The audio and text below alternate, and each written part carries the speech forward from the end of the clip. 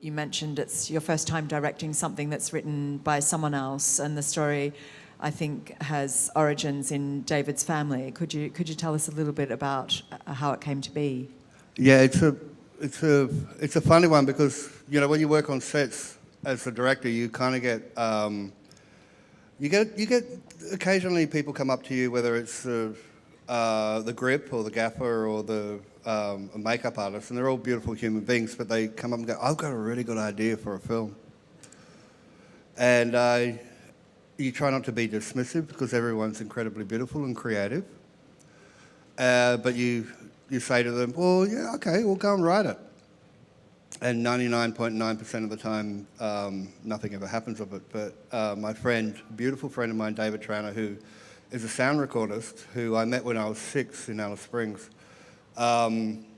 said that to me a couple of years ago. And I said to him, "Well, go and write it." And then 2 years later, he came back with the script. And it was Sweet Country. It was terrible, terrible script. So we paired him up with an incredible, amazing, you know, beautiful 3-act. Everything about it was fantastic, just not really well writ. And we paired him up with an amazing director, writer called Stephen McGregor, and him and Stephen sat down and started redoing drafts. And I hadn't read it. I knew it was terrible because someone else told me. I hadn't read it, and then suddenly, after Stephen McGregor had worked on it for about a year, a couple of drafts, I'd like to say it came across my desk, but it didn't because I don't own one. It came across my lounge, and I read it and just fell in love with it. But there's an amazing story that, because David's not a writer, and he's a sound recordist. He's a brilliant sound recordist, and he recorded sound he did all the sound on that film. You know, and there's nothing to hide with the score because there's no music in the whole film. So he, you know, had to really work his ass off to get that, you know, the sound in that film really beautiful. And we talked about it just backstage there. That when David first sat down, he actually He drawed the film. He didn't actually write it because David's notorious for not reading scripts and rocking up on set and then just doing sound on them. So his idea of actually writing a script was to actually draw pictures.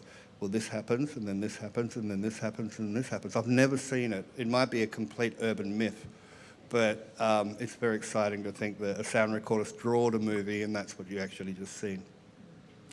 And there's a real sense of history and place in this film, and I think part of that comes from his family story too, right? Yeah, absolutely. His grandfather is Philomac, the young boy in the film. So it's all based on a true story, with a bit of fiction involved. So it's come from a really important place from David, and there's a massive amount of truth in it, in how people were treated back then. A form of slave labour. If you claimed country, you kind of claimed the original inhabitants, and they worked for you for free. And that's kind of, you know, that's stuff we, as a country, Australia needs to talk about. Australia always talks about that Australia was built on the back of the sheep, and it wasn't. It was built on the back of the black, in a way. You know what I mean? Free labour was how Australia was. You know, a lot of people got it rich, and a country actually sort of grew. But we've forgotten that in our history books, that this actually happened in Australia, and that's part and parcel of the reason why we, as Aboriginal people, needed to make this film. Well, thank you. But in a way, it's really exciting too, because you know, there's even in Australia, there's a lot of people who want to see these kind of films. They want to see another version of history. They want to see a different point of view, because a lot of our history books were written by a form of colonisation. And if you're going to write a book about how you took over a country, you're obviously going to write a really great book about how amazing you were when you took over that country. You know what I mean? So it's kind of, and that's why for Indigenous people like us, cinema is such a wonderful place to be able to tell and show different point of views, because we can actually have access to, have access to use. You've seen something that maybe you might not know about. And it's such a beautiful thing for us as Aboriginal storytellers to have access to cinemas, because I'm in London and you're watching this film, and it's so beautiful in that way. Can I ask you about the choice of working it as a Western? Was that in the script? Was that something you brought to it? And it feels like a very powerful choice, given the sort of undercurrent of racial issues and indeed the sort of status of the outsider in this film. It's a really interesting one, the genre of the Western, and it was, you know, for me, that's why it kind of worked as a script. It's a natural progression that the film should be a Western. Even though it's the 20s, it's not the the early or the late 1800s, like in North America or something like that there. The wonderful, in Australia, after World War I, a lot of people got really, really rich. A lot of pastoralists got super rich, big families, big sort of multinational ideas were created after World War I, because the price of a cow, because of its meat and its leather, and the prices of horses went like 1,000-fold. Because we all, you know, when you have a war, obviously there's meat and there's leather and there's horses. And through World War I, a lot of people got really, really rich. So after World War I, there was this really big, massive land grab that happened through the deserts, through Australia, to peg out new pastoral, new empires were created, and whoever owned this land was hoping for another world war, because that's where you get really, really bloody rich. And so we're talking, you know, the 30s. So we're talking sort of, you know, the genesis of World War II, and a lot of people were trying to take over Aboriginal land to make money. So the idea of the Western was very late, you know, to Australia. So, you know, I could make Westerns about the 70s in Central Australia, in a way, because it was still happening right up to the 70s and the 80s. So, and what I love about Westerns in that way is that you can be dark and you can play really dark ideas, because they just fit so well about a birth of a nation, or the genesis of, you know, a lawlessness that always comes with the Western. Is kind of can be, I can do dark things like that in a Western, but maybe in a contemporary situation. I tried to do it with Samson and Delilah, the early film. There's really dark ideas, and it worked in a sense, but it was much more difficult. But as soon as you see a Western, you can be racist, and you can be, you know what I mean, because that was then, in a way. Even though it's today, in a strange way, we accept a Western to have a much darker kind of racist undertone, or a much more violent existence of a town, or a much more naive concept of culture and humanity. So that's what really grabbed me about the film, is that I could go as hard as I wanted, and I went as hard as actual reality let me. Because the idea of when you make a film like this here, you kind of, when you're showing a different perspective on history, a perspective on history that the history books don't actually tell you, you want to go hard as possible, but you want to be absolutely as truthful as possible, because in a way it becomes a new record, a different kind of record to what actually was happening. And as an Indigenous person, we have to be really careful about what we say, and we have to be really truthful, because as soon as someone goes, that's not real, that didn't really happen, and those kind of dismissive ideas happen about your form of, your point of view on history, it becomes debunked. So we have to be really truthful. We have to be a lot more truthful than fiction would let us. Yeah. Well, I think there's also a really profound sense, for those of you who've seen Samson and Delilah, or if you haven't, you should, that this is also, in many ways, a kind of precursor historically to that film. It feels like there is a sort of an invisible linear narrative that connects the two in a way. Yeah, absolutely. And you know, when you look at sort of generational racism or generational neglect, you kind of have to people. You know, it's like any kind of form nationalism in a way that, you know, what's wrong with them? Why can't they just get on with it? Why can't they just be like us?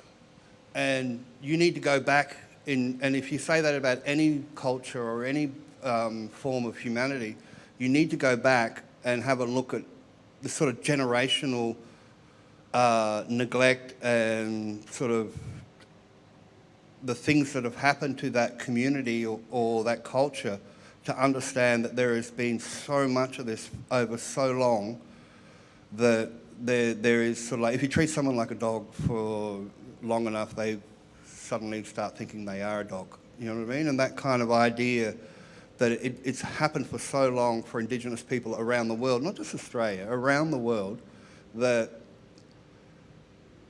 you need to see the past and you need to understand where this anger or this deprecation of themselves has happened, and it's happened because of a neglect and a nastiness and a racism and a kind of like, you can't speak your language, you're not allowed to actually dance your thing, we're going to take your country, all of that sort of stuff. And when you see that there, you recognise why people are like they are today. I've got many other questions, but I'm conscious there are probably some in the audience. Can we have a microphone here? Are there any more? Down here? There's two here. We'll go to you first. Hi. Hi. First of all, thank you very much. It was, I think, amazing film. I'm sure most people here agree, if not everybody. Both visually and narratively and audially, especially. I hadn't even thought about it until you said that there was no music in the film, but of course it was the nature, the atmosphere and everything, the fantastic sound design. Which is kind of like a score in a strange way, isn't it? You know Absolutely, I mean? The winds of the world. So my question was about the really quite powerful use of preempting and foreshadowing that you had, showing us, you know, the bloody face of the girl, and with us not understanding what it means yet, and so on. And particularly one of the ones that I was thinking about was Mr. Marsh. Maybe that had already happened rather than was going to happen.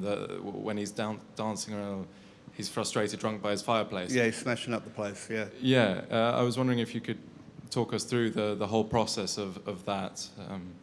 They originally, those flash forwards, you know, the sort of the idea of the fears of our future, or the dreams of our future, or the nightmares of our past.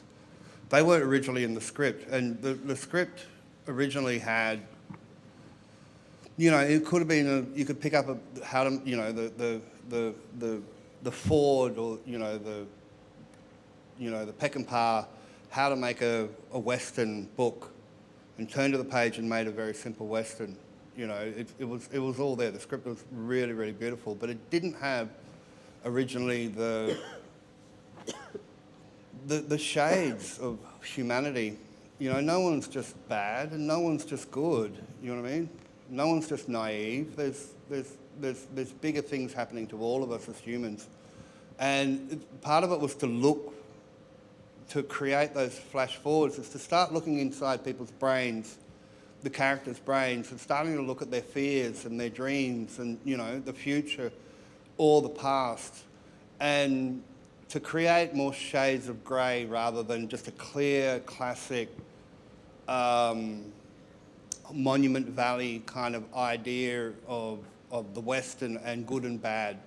Because no one's just good and no one's just bad. We're all just completely fucked up in our own, we hide our bad, you know what I mean, if we're good, and we hide our good if we're bad, you know what I mean? It's sort of like we've all got, it's all mixed. So I was just trying to pull out and trying to get inside the characters' brains just to help make a much more dynamic idea of shades of grey and shades of humanity.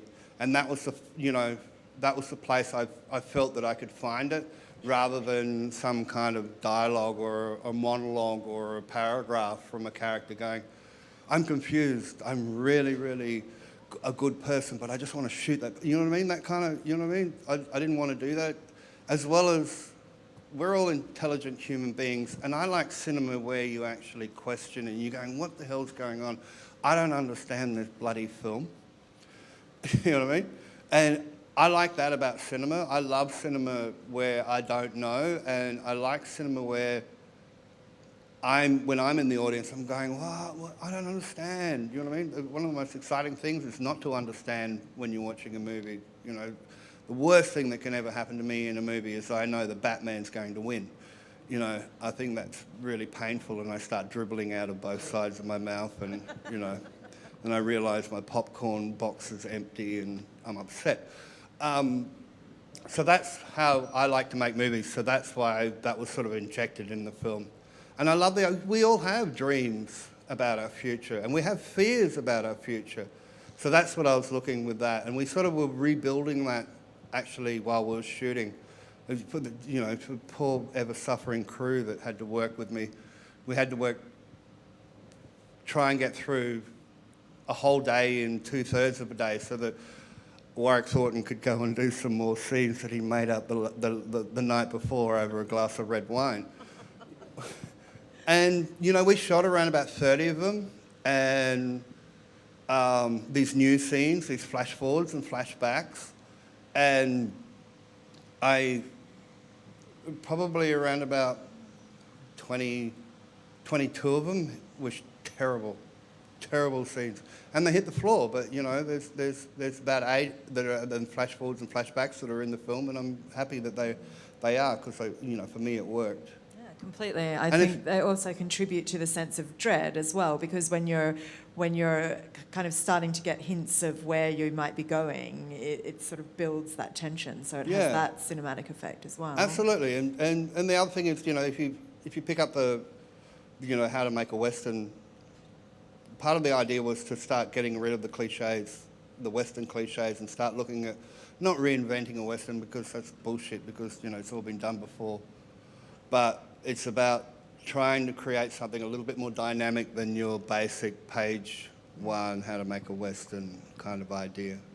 Great. So I think we have a question down here. Thank you. Thank you. Both in the story as well as in the translation of the story into film, I thought that you'd done amazing justice to a past which is with us, which is us. Yeah, thank you. But you've done also more than that. You've taken a language of Indigenous rights and shifting slightly that debate by saying, let's think about the bigger question. Let's think about justice and the nature of justice itself and how multifaceted it is. And you show that through so many angles in this film, that justice is a very murky concept. Even in the hands of the judge, and the way people take action in relation to how they want to see justice done. Yeah. Justice is a very tricky thing. Absolutely. But I have a question about, I would like to challenge you to Shut up. to think about, so we're anthropologists, we work with Indigenous rights organizations, filmmakers from South America and Amazonia. Yep. And they've begun to make films for Indigenous people only. And one type of film for the global audience like us. Yeah. And one type of film which is only for. And you can see that the point of a kind of a slightly conservative type of idea of revival of Indigenous spirit. It's very romantic. It is very romantic, yeah. But that's your view on it, that type of cinema, does that have any scope for an Indigenous revival of some sort? I make films. I'm Aboriginal. I'm Indigenous, and I make films that I want to see. I make films that I, as an audience member, would like to see, and that's that film. I don't know if I understand the idea of like a different version of this for Aboriginal people. You know, for Central Australian Aboriginal people. I'd have to think about that for probably about a month, and I'd get back to you on that. You know what I mean? There's no quick answer, dude. You know what I mean? But there is, you know, the film is designed to it's not not designed to be palatable, but, you know, as Aboriginal people, we like Hollywood, you know what I mean? I like Batman, even though I know Batman's going to win, you know what I mean? As an Aboriginal person, it's, you know, it's still storytelling, and it's still, it still has its right. It's an interesting one. You know when the sergeant comes back and they're watching that movie, the story of Ned Kelly. The thing about Ned Kelly is a true person. He was around in Australia at the turn of the century, and he was a bush ranger, as we call him, or like a Robin Hood in a way. The sad thing about Ned Kelly is that as the more Australia gets nationalistic, the more people like Ned Kelly rise up to be this sort of really empowering who we are. We're kicking against the pricks, where Ned Kelly was Irish and he hated the establishment. He hated the British Empire, and that kind of made it all right for him to rape and pillage in a way, because he was fighting against the mother country, fighting against law, fighting against, the bad police. The irony of Ned Kelly is that Ned Kelly didn't, well, the way I see it is that Ned Kelly didn't steal from the rich and gave to the poor. Ned Kelly stole from the rich and the poor and kept it all for himself. But as far as Australia's concerned, he is the birth of our nation in a way. But then there's this guy that you're just seeing called Sam Kelly, this Aboriginal man, who you'll never hear about until now, who's Aboriginal, and you'll never hear in the history books because, in a strange way, because he was black. And now we have a lot of Indigenous heroes, people who fought for country and people who did exactly what Ned Kelly did, but he didn't keep it for himself. He fought for his people. But you'll never hear about those people because they are not white fellas in a way, And there is a fair few around. A classic one, if anybody wants to Google, is a man named Jundamara in the Kimberleys, who fought for his people and fought for his land and fought for his culture and his song and his dance. So there's those sort of ideas in the film that as a country, we kind of like nationalise and we get all excited about this other world, even though there's all these other beautiful undercurrents that were happening, but we can't accept it, or they can't be a part of it because their colour was wrong in a way. So, the whole idea of, I don't know, the people, my family, the community that I come from, I wouldn't make a film for them and a different film for white fellas or anything like that. I find that a bit, we like Hollywood, we like, they'll like this film anyway. We'll take a last question over here. Thank you. Oh, sorry. I thought No, you were... Yeah.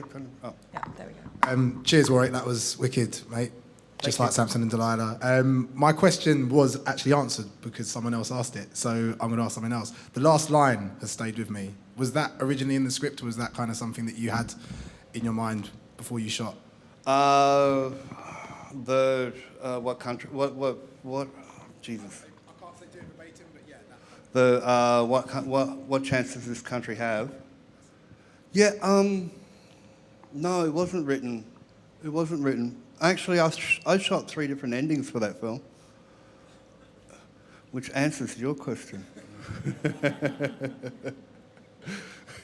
There is 3 different endings. All of them entail that I actually don't know who the hell shot him. I don't care who shot him, you know what I mean? And everyone here might have a different opinion who shot him, and you're all exactly right. So that's how humanity works. But there is 3 different endings, and there's endings where Fletcher comes back, Kennedy comes, everyone's there. There's this huge Barney where everyone has a good fight, and it's so diatribe, it's so painful. It's such a bad ending, and it's my fault, you know what I mean? And that's the more important ending. And, you know, what country does, you know, what chance does this country have? You know what I mean? And what chance does this country have? And it's 2018, and, you know, Australia's still having we're about to have a conversation about constitutional recognition of Indigenous people in Australia. We're having this conversation in 2017. It's unbelievably amazing that we're having this conversation. It's about 100 years too late, but we're having this conversation. So the glass is half full. It's a really exciting time in Australia at the moment because this conversation is happening. Even though when we wrote the Constitution, when our country wrote the Constitution, it should have been put in there already, but it didn't. But we're doing it now. So it's kind of, what chance does this country have? Well, that's really important in 2018 as it was in 1820 or whenever the Constitution was written. There's a conversation at the moment about having a treaty with Indigenous people in, you know, with my people, well, the 400 different Aboriginal communities in Australia. And it's like, okay, we're going to have a treaty with the French, and the Italians, and the Germans, and the Russians, and everyone else is just going to agree because we've got a treaty with the French. You know what I mean? It's such a bizarre. There was 600 different languages in Australia pre-Captain Cook or Phillip rocking up in Australia. There were 600 languages. Now, if you have 600 languages, they are different religions, they're different cultures, they're different belief systems.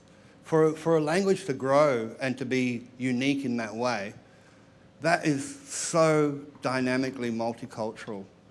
And the idea that you can just have one treaty to fit all of us, you know, my tribe doesn't necessarily like the tribe next door, aka the French and the British. You know, these tribes don't work together too well. Well, they haven't worked together too well over the last couple of 100 years, as we know through history. And that's ironically the way it is in Australia. My tribe doesn't actually necessarily like the one next to us on the left. We might get on with the mob on the right.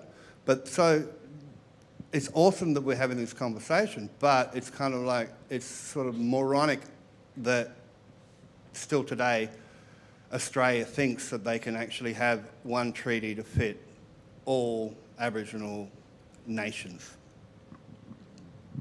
Anyway, back to the film. Yeah.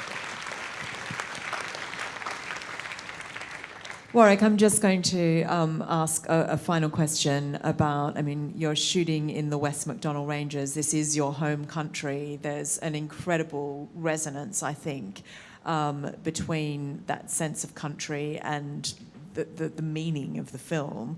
Could you just kind of give us a little bit of insight into that? It was such a pleasure for David to write a Western and for this to be created into a Western. I grew up, you know, with a certain amount of cinema that was, you know, we'd get films in Alice Springs around about 4 years. We got Star Wars in, like, you know, 2008, the first one. That's how long it takes for a film to get from, you know, the multiplexes to Alice Springs. So I kind of didn't grow up with Westerns, and then when the VHS stores opened, I suddenly discovered the Italians. And the most insane Westerns you've ever seen, you know, the most beautiful Westerns, because, you know, the American version, well, the original American version of a Western was obviously, you know, good versus evil, and never their actual psyches will cross. Bad guy had a black hat, good guy had a white hat, you know, that kind of idea. And I never seen that kind of world. But I was fortunate enough to see that mad kind of, the good, the bad, the ugly kind of Italian Westerns shot in Spain. Everyone's a bastard. Everyone's a thief. Everyone's sort of human, much more human. So I've always wanted to, and you know, Alice Springs, where I come from, it's a frontier town. Everything happens very late there. So obviously, you know, in the 30s, there was, and up until the 70s, you know, there's sort of, you can still make a Western in the 70s in Alice Springs. It was so exciting to think that I could actually go back to where I come from, the place I was born, and make a Western full of horses and guns and testosterone and testicles and BO, and actually do something really important as far as, you know, the fire inside me was, let's talk about the truth of who we are as a nation and how this nation was born. And then if we look at it that way, we will actually get some more knowledge about who we are and where we come from. And now every step that we take in our future, we'll have a better knowledge of who we were so we can make better choices about where we're going. Well, I, as a card-carrying Aussie, thank you for telling the truth, Warwick Thornton. No worries, sis. Thank you for coming.